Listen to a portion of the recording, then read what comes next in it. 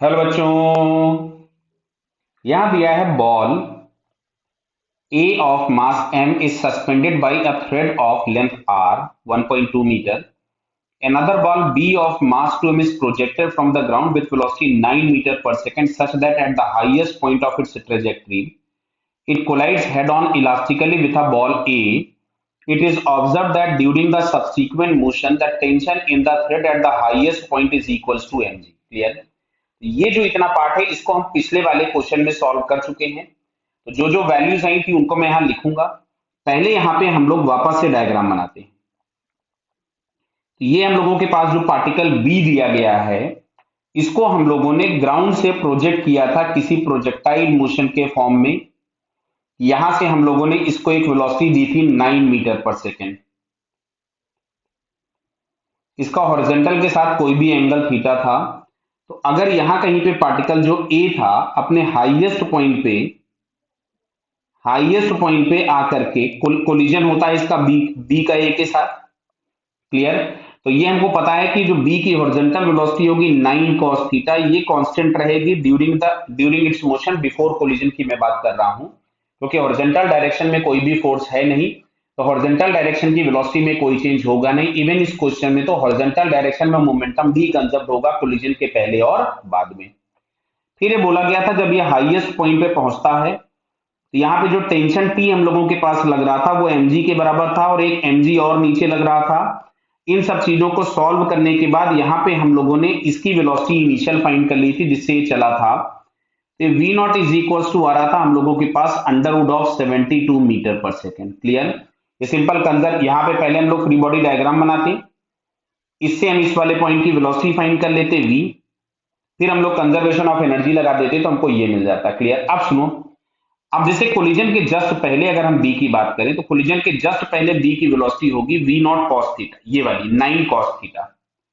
अगर मैं मोमेंटम लिखूं हॉरिजॉन्टल डायरेक्शन में तो इसका मास दिया है 2m बटा बी जो पार्टिकल है इसका मास दिया है 2m, ए वाले पार्टिकल का मास दिया है m। तो अगर मैं यहां से लिखूं इनिशियल मोमेंटम तो ये हमारे पास आ गया 2m हॉरिजॉन्टल कंपोनेंट, और बाद में हम लोगों ने मान लिया कि इसकी वेलोसिटी कुछ v1 हो जाती है और दूसरे की वेलोसिटी v नॉट है इस m वाले की, मतलब a वाले की, जो कि हमको पता है। क्लियर? तो अब आपसे क्वेश्चन में पूछा गया है प्रोजेक्शन एंगल कितना होगा। तो इसको अगर हम यहां से कैंसिल कर देते हैं तो ये आ रहा है 18 cos theta is equal to 2v1 plus v not. ये आ गया फर्स्ट इक्वेशन। क्लियर? अब इसमें दो अननोन है, थीटा अननोन है और v1 अननोन है, तो हम कोएफिशिएंट ऑफ रेस्टिट्यूशन लगा लें। तो E is equals to relative velocity before, यहां मैंने लिख दिया 9 cos थीटा, और रिलेटिव वेलोसिटी आफ्टर। तो आफ्टर कोलिजन हम लोग मान रहे थे कि v नॉट ज्यादा है तो v not minus v1 is equals to 1। तो v not minus v1 is equals to 9 cos theta. Clear? ये आ गया इक्वेशन नंबर 2। अब हम लोगों को फाइंड क्या करना था, थीटा फाइंड करना है।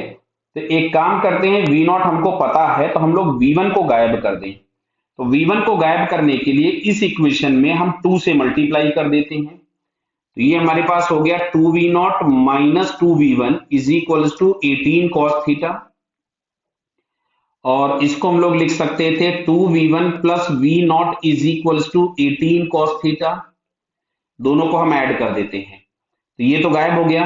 यहां से हमारे पास ये आ रहा है 3v not is equal to 36 cos theta. Clear बेटा? तो यहां से अगर हम लोग लिखें तो हमें मिलेगा cos theta is equal to, ध्यान से देख लीजिए, इसको मैंने यहां से उड़ा दिया 12 टाइम्स, तो v नॉट अपॉन 12, और v नॉट की जगह हम लोग लिख देते हैं रूट ऑफ 72 अपॉन 12। तो इसको आप सॉल्व कर लीजिए तो ये आ रहा है 1/√2। कैसे आ जाएगा ये? एक काम करो, इसको 12 को रूट के अंदर ले जाओगे तो हो जाएगा 144, 72 अपॉन 144 डिवाइड करोगे तो 2 बचेगा, रूट लगाई था √2। तो cos theta is equal to √2, तो थीटा इज इक्वल टू हम लोगों के पास आ गया 45, मतलब प्रोजेक्शन एंगल इज 45। क्लियर है बताइए? तो ये जो v नॉट कैलकुलेशन वाला काम था ये प्रीवियस क्वेश्चन में कर चुके थे, करना कैसे है वो भी मैंने आपको इसमें समझा रखा है। क्लियर? तो 45 थर्ड ऑप्शन में दिया है, सो इस third answer is correct. Clear बेटा? Okay, all the best.